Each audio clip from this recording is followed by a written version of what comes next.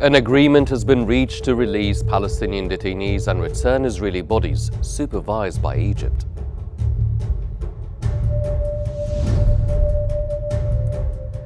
Lavrov hopes Cairo summit will aid Gaza crisis resolution and warns of displacement risks.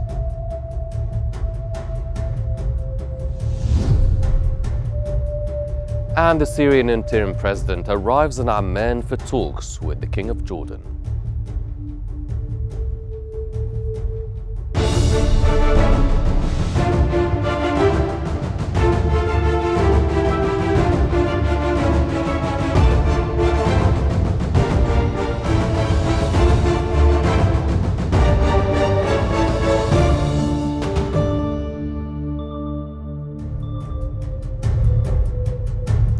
It's 4 p.m. Cairo local time and you're now watching Q News. I'm Hani Saif and we begin today's bulletin with the latest developments in Gaza.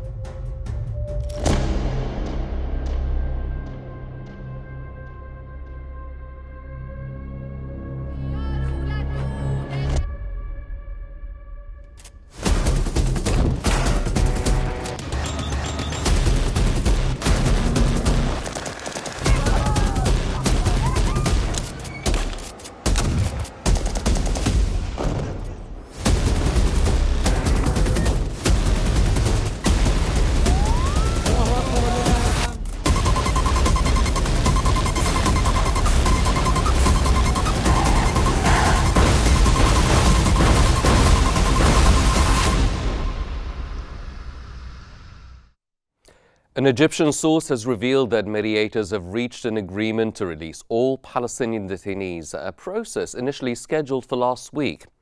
The release of the detainees will coincide with the return of the bodies of 4 Israeli detainees, all supervised by Egypt.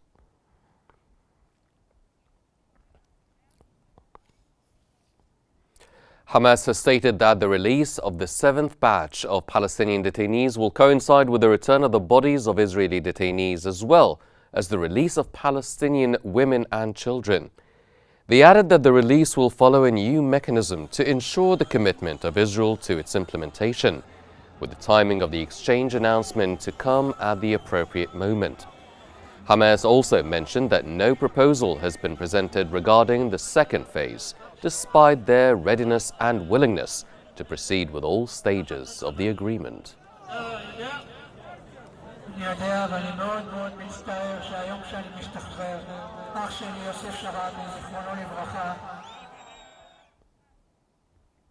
Israel has reached an agreement with mediators for the return of the bodies of 4 Israeli detainees held in Gaza. When asked if such a deal had been reached, the spokesman for Prime Minister Benjamin Netanyahu's office responded yes, but did not provide any immediate details.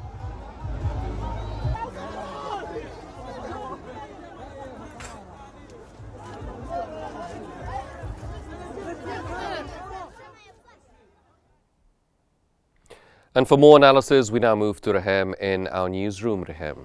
Thank you, Hani. For further analysis, we're joined from Cairo by the editor-in-chief of Al-Shurut newspaper and Egyptian Senator Ahmaduddin Hussein. Thank you so much, sir, for joining us here on Q News. Sir, firstly, could you provide us an overview of the agreement that's been mediated by Egypt regarding the release of the Palestinian detainees, in addition to the return of the bodies of Israeli detainees?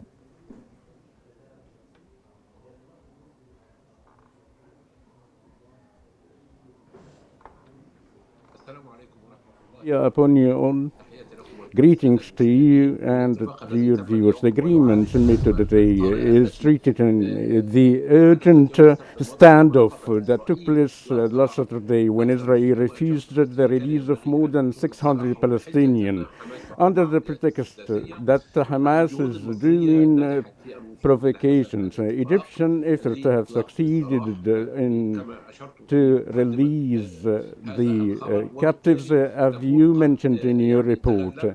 So Egypt mediators have managed to overcome a new standoff of the deal.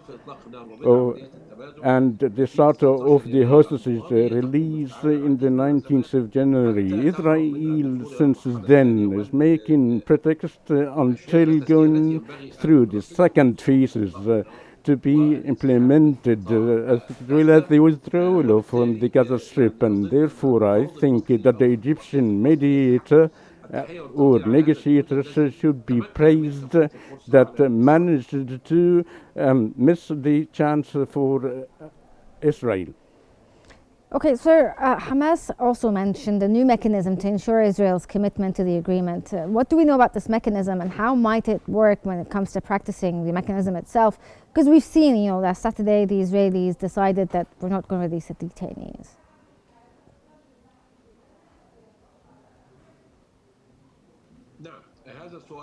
Certainly. This is a good question. As we understood from Hamas' statement that the movement have managed to get guarantees from Egypt and Qatar, as Israel should be abide with the deal and not making celebrations preceding a ceremony. Israel thinks that is humiliating. And Hamas also has demands that await of the Palestinian detainees. The guarantee is the pressure by the mediators. And also we should not forget the importance of the American role. There was a possible of Witkoff to visit the region, and it reportedly said that it was postponed till Sunday. Therefore, there is no guarantee, but the pressure by Egypt and Qatar and political pressure by Israel, as Netanyahu is having great skills of evading what he agreed upon before. Well, sir, as you said, the Israeli side is attempting to stall or evade, abiding by the ceasefire agreement and moving on to the next phase. Hamas also stated that no proposal has been presented for the second phase of the agreement. Why might this second phase involve, and why do you think it has not been addressed yet? Is it related to how the Israeli side is also trying to evade it?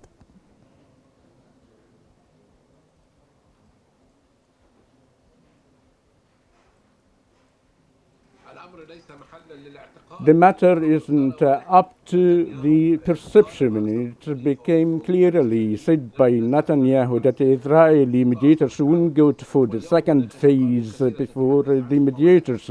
Reports talk about that Israel is trying to prolong the agreement of the first phase and not to move forward into the second phase.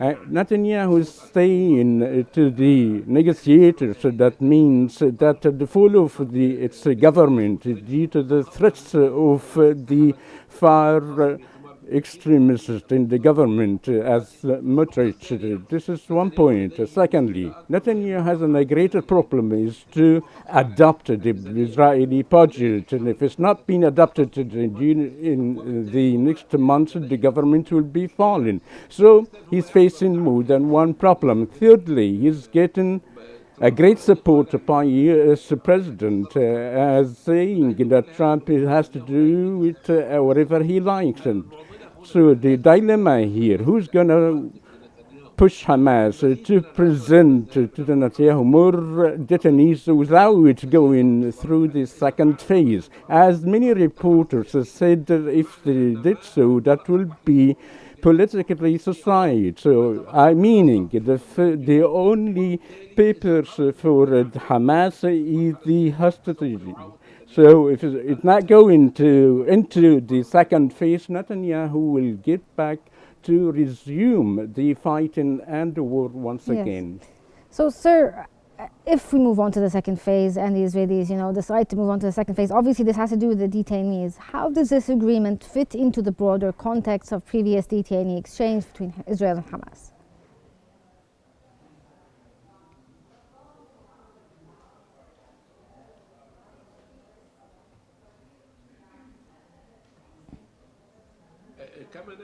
As we know, according to the deal, which is an old one signed in the last May by Joe Biden, the former US president, stated that a second phase should be address the implementation of a permanent Israeli withdrawal from Gaza. In return, naturally, issues that were not mentioned clearly in the deal.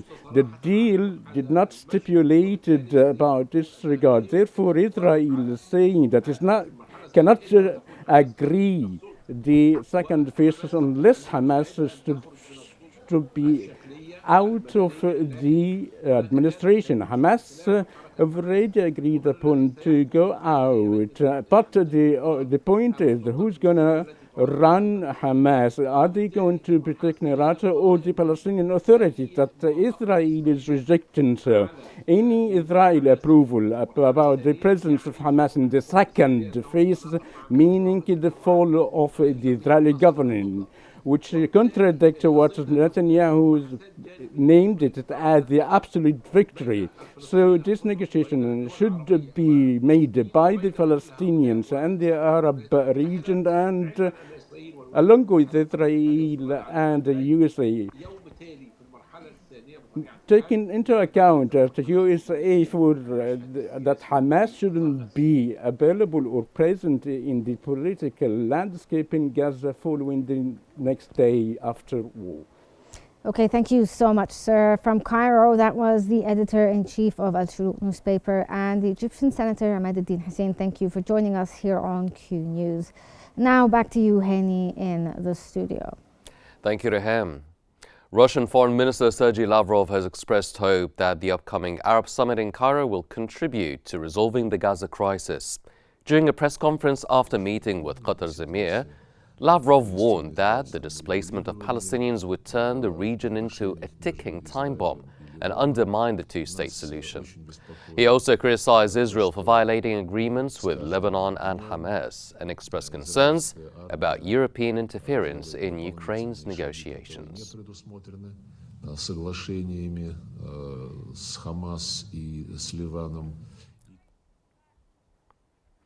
Egyptian Foreign Minister Badr Abdulati has emphasized Egypt's efforts in Gaza's ceasefire stabilization and called for increased European Union humanitarian aid. This came during his phone call with the High Representative of the European Union for Foreign Affairs, Kaja Kallas. Abdulati praised the growing Egypt-EU relations and highlighted the important role the High Representative plays in strengthening this partnership. Abdulati emphasized support for Egypt's recovery and reconstruction plans in Gaza.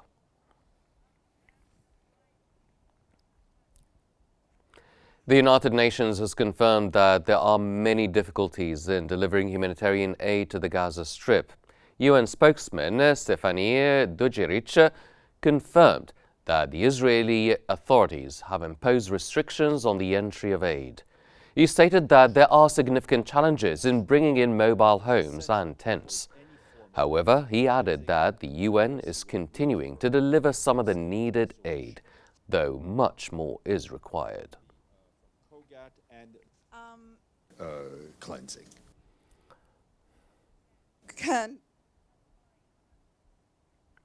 A baby girl has died due to a severe cold in her family's tent in the Gaza Strip.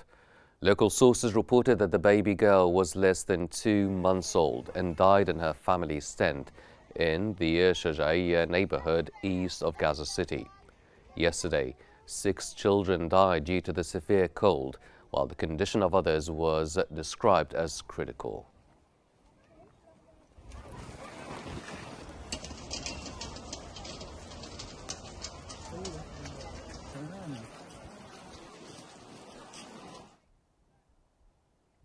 Rainfall and bitter cold over the past week have exacerbated the already dire living conditions in Gaza. Forcibly displaced Palestinians have been living in fragile tents assembled from salvaged materials on remnants of former residences.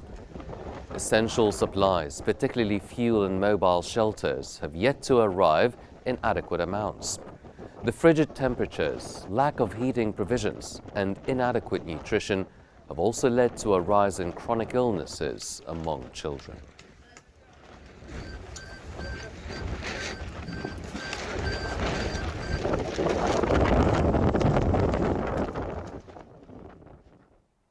The Jerusalem Governorate has warned of an impending escalation by Israeli occupation forces as the holy month of Ramadan approaches.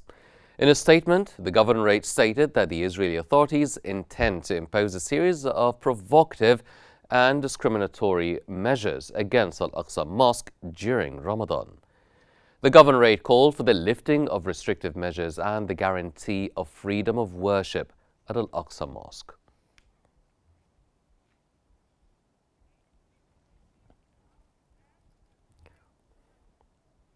Scores of Israeli settlers under the protection of Israeli occupation forces have stormed the compound of Al-Aqsa Mosque. Israeli settlers carried out provocative tours and performed Talmudic rituals in the environs of Al-Aqsa Mosque. Israeli authorities, including far-right ministers and Prime Minister Benjamin Netanyahu's government, have increasingly expressed their intention to take over the compound and build a synagogue there.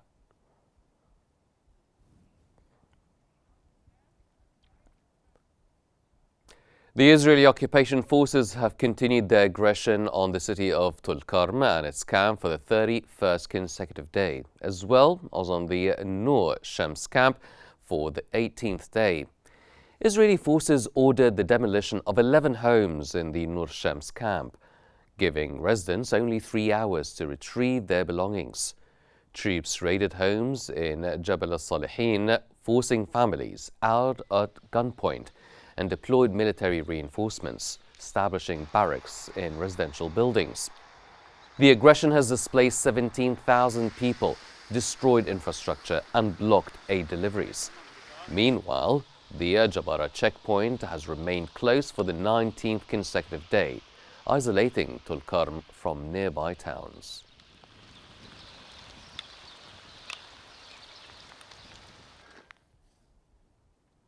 Israeli Prime Minister Benjamin Netanyahu has arrived at the Tel Aviv District Court to take the stand in his long-running corruption trial. Netanyahu arrived with his legal team after being ordered to testify in the 2019 indictment involving 3 cases, receiving gifts from millionaire friends and seeking regulatory favors for media tycoons in exchange for favorable news coverage. He has denied any wrongdoing and pleaded not guilty.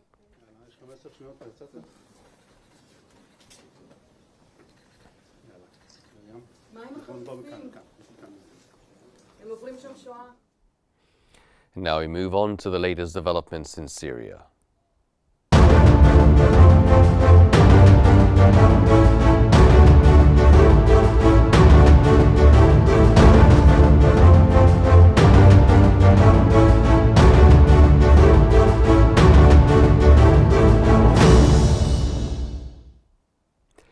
Syrian Interim President Ahmed al-Shara has arrived in Jordan, where he was received by King Abdullah II. Al-Shara leader will hold talks with King Abdullah II to discuss strengthening ties between the neighboring countries.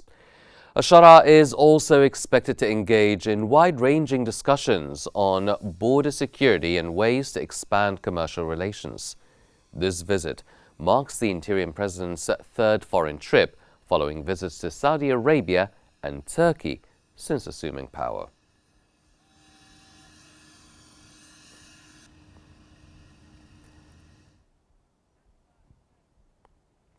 The King of Jordan has reaffirmed his country's support for Syria's reconstruction efforts, emphasizing the importance of a political process that includes all Syrian factions. He emphasized the importance of ensuring Syria's unity, security, and stability. King Abdullah also underscored the significance of coordinating with Damascus to address border security challenges, facilitate the voluntary and safe return of Syrian refugees, and reaffirmed Jordan's commitment to Syria's sovereignty and territorial integrity.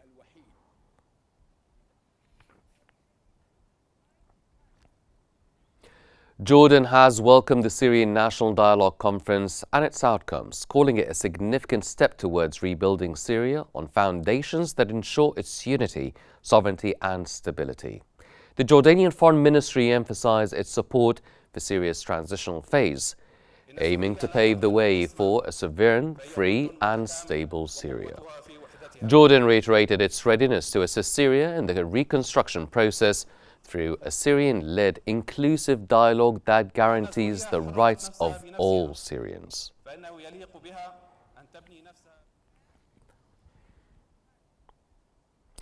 Egyptian Foreign Minister Badr Abdulati has discussed Syria's stability, Lebanon's political developments and the necessity of combating terrorism in the region. That occurred during his meeting with the leader of Iraq's National Wisdom Movement, Ammar al-Hakim, where Abdulati reaffirmed Egypt's support for Iraq's security and stability, while highlighting progress in bilateral relations. They discussed joint cooperation programs, the Egypt-Iraq-Jordan trilateral collaboration, and ongoing efforts to sustain the Gaza ceasefire.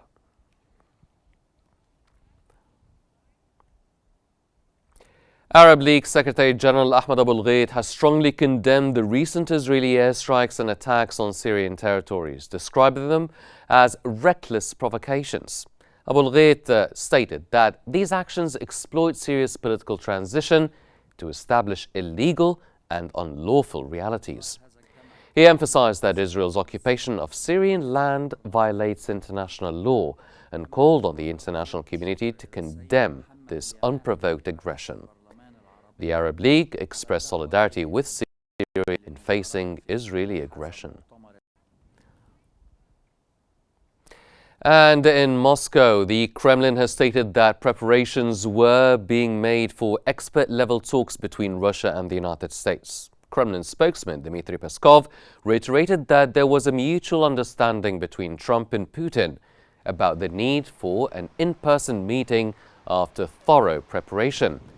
But he noted that no details had been finalized regarding the timing or location. He added that the two leaders could speak again by phone if necessary, although there were no current plans for such a call. Peskov also mentioned reports that Ukrainian President Volodymyr Zelensky was expected to visit Trump on Friday.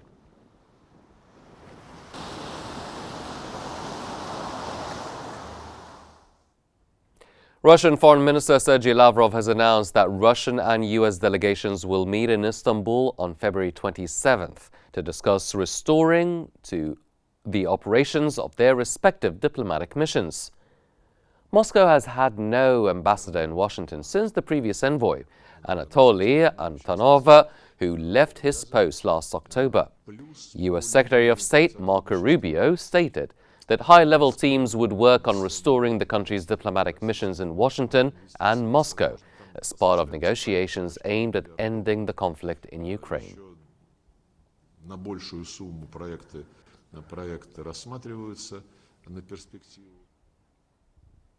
Ukraine and the United States have prepared a draft agreement that would give Washington access to Kiev's rare earth minerals in exchange for unspecified security guarantees. Ukrainian Prime Minister Denis Shmyhal stated that the U.S. government supports Ukraine's efforts to secure necessary security guarantees for lasting peace.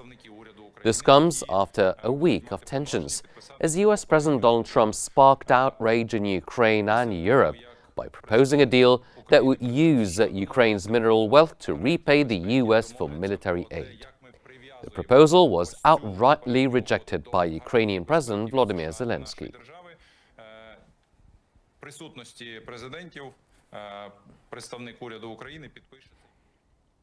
Russia's President Vladimir Putin has offered the U.S. the opportunity for joint exploration of the country's rare earth metals deposits, as well as the supply of aluminum to the U.S. domestic market. Putin said Russia would be ready to offer American partners not only administrative and governmental structures, but also companies, if they showed interest in joint work. Putin also said that Russia is not opposed to Europe's involvement in Russia-US peace talks on the Ukraine conflict, but he noted that Brussels had previously declined to engage in dialogue with Moscow.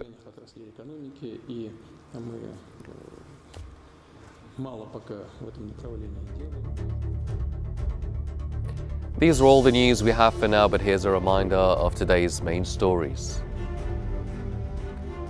An agreement was reached to release Palestinian detainees and return Israeli bodies supervised by Egypt.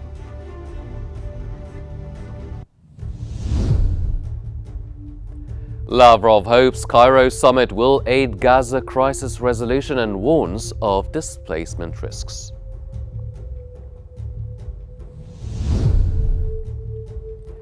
And the Syrian interim president arrives in Amman for talks with the King of Jordan. This concludes our news bulletin for this hour, but please don't forget to follow Q News on YouTube, Facebook, X, Instagram and TikTok at Qnews EGY to stay informed. Thank you for watching and stay tuned for more updates here on Q News.